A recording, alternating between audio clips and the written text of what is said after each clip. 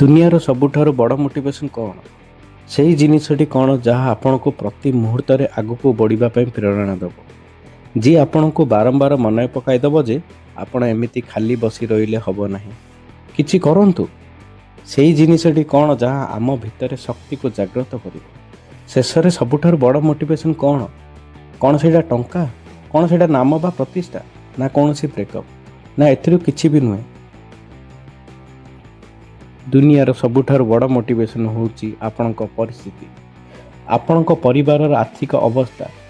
ଏହି ଜିନିଷ ଆପଣଙ୍କ ଦ୍ୱାରା ଯାହା କରାଇପାରିବ, ଦୁନିଆର କୌଣସି ଶକ୍ତି ତାହା କରିପାରିବ ନାହିଁ। ଟଙ୍କାର ଲୋଭ ଆପଣଙ୍କୁ ସେତିକି ପରିଶ୍ରମ କରାଇପାରିବ ନାହିଁ ଯେତିକି ଟଙ୍କାର ଅଭାବ ଆପଣଙ୍କ ଦ୍ୱାରା କରାଇପାରିବ। ଆପଣଙ୍କର କେବେ କେବେ ମନେ ହେଉଥିବ ନା କିଛି କିଣିବା ପାଇଁ, କିନ୍ତୁ କେବଳ ଟଙ୍କା ଅଭାବରୁ ନିଜ ଇଚ୍ଛାକୁ ମାରିବାକୁ ପଡ଼ୁଥିବ। ମନେ ହେଉଥିବ କିଛି ଭଲ ଖାଇବାକୁ, କିନ୍ତୁ ପକେଟରେ ପଇସା ନାହିଁ ଦେଖି ମନେ ମାରିବାକୁ ପଡ଼ୁଥିବ। ସୋସିଆଲ ମିଡ଼ିଆରେ ଆପଣ ଦୁନିଆରେ ନୂଆ ନୂଆ ଜିନିଷ ଦେଖୁଥିବେ, କିନ୍ତୁ ଯେତେବେଳେ ନିଜ ଜୀବନକୁ ଚାହୁଁଥିବେ ସେଠି କିଛି ନଥିବ। କେଉଁଆଡ଼େ ଯିବାକୁ ମନେ ହେଉଥିଲେ ପାଖରେ ଗାଡ଼ି ନଥିବ, ଯଦି ଗାଡ଼ି ଥିବ ତାହେଲେ ପେଟ୍ରୋଲ ନଥିବ। ଆମେ ଦିନକୁ ନିଜକୁ ଯେତିକି ରୋଜଗାର କରୁଛୁ ତାଠାରୁ ଅଧିକ ଖର୍ଚ୍ଚ କରିଦେଉଛୁ। ରାତିରେ ଶାନ୍ତିରେ ଶୋଇପାରୁନାହୁଁ। ଶୋଇବା ପୂର୍ବରୁ ପ୍ରତିଦିନ ଚିନ୍ତା ହୁଏ ଯେ ମୋର କ'ଣ ହେବ, ଆଦୌ କିଛି ହେବ କି ନାହିଁ।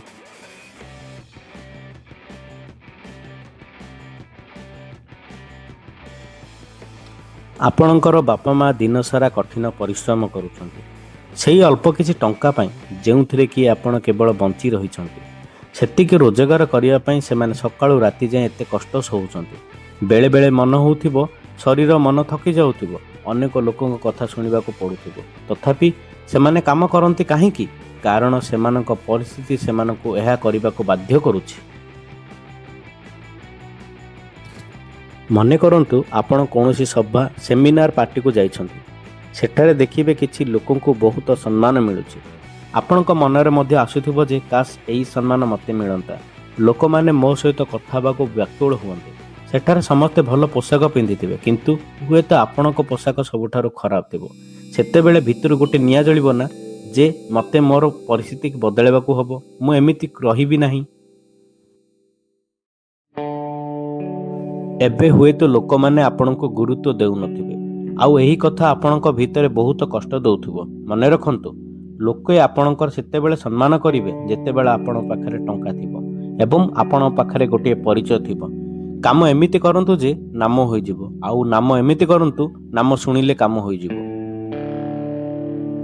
ଯିଏ ଆପଣଙ୍କର ପରିହାସ କରେ କିମ୍ବା ଆପଣଙ୍କୁ ଅଣଦେଖା କରେ, ତେବେ ସେମାନଙ୍କ ନାମ ଲେଖି ରଖନ୍ତୁ। ସେତେବେଳେ ଯେଉଁ ରାଗ ଆସୁଥିବ, ସେହି ଶକ୍ତିକୁ ନିଜ ଜୀବନରେ ବଦଳାଇବାକୁ ବ୍ୟବହାର କରନ୍ତୁ।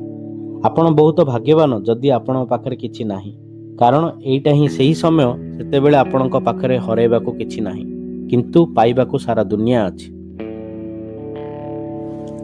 ଯେତେବେଳେ ଜଣେ ମଣିଷ ଶୂନରୁ ଆରମ୍ଭ କରି ନିଜ ଦମରେ ଆକାଶର ଉଚ୍ଚତାକୁ ଛୁଏଁ, ଦୁନିଆ ତାକୁ ହିଁ ସଲାମ କରେ। ତେଣୁ ସମୟ ସହିତ ନିଜକୁ ବଦଳାଇ ଦିଅନ୍ତୁ କିମ୍ବା ସମୟକୁ ବଦଳାଇବା ଶିଖନ୍ତୁ। ନିଜର ଅସହାୟତାକୁ ଦୋଷ ଦିଅନ୍ତୁ ନାହିଁ। ଯେକୌଣସି ପରିସ୍ଥିତିରେ ଚାଲିବା ଶିଖନ୍ତୁ। ମୋର ଜିଦ୍ ହେଉଛି ନିଜ ସହ ଜିତିବା। ମୁଁ ଏ ଦୁନିଆରେ ଭିଡ଼ ନୁହେଁ, ମୋ ଭିତରେ ନୂଆ ଦୁନିଆ ଅଛି।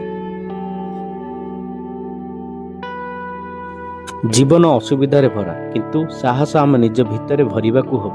ସମସ୍ୟା ସମସ୍ତଙ୍କ ପାଖକୁ ଆସେ, କିନ୍ତୁ କିଏ ସାଥିରେ ଭାଙ୍ଗିଯାଏ ତ କିଏ ନିଜକୁ ଗଢ଼ିନିଏ। ମନେ ରଖନ୍ତୁ, ଯାହାଠାରୁ କାହାର କିଛି ଆଶା ନଥାଏ ସେମାନେ ହିଁ ଦିନେ ଇତିହାସ ରଚନ୍ତି। ଚୁପଚାପ ପରିଶ୍ରମ କରିଚାଲନ୍ତୁ, କାରଣ ଆଜିର ପରିଶ୍ରମ ନିଜେ ସଫଳତାର ଶବ୍ଦ କରିବ। ମନେ ରଖନ୍ତୁ, ଦିନେ ନା ଦିନେ ଆପଣଙ୍କୁ ବି ସମୟ ଆସିବ। ମୋର ଏ ମୋଟିଭେସନ୍ ଭିଡ଼ିଓଟି ଆପଣଙ୍କୁ କେମିତି ଲାଗିଲା, ଦୟାକରି like and share and subscribe କରନ୍ତୁ।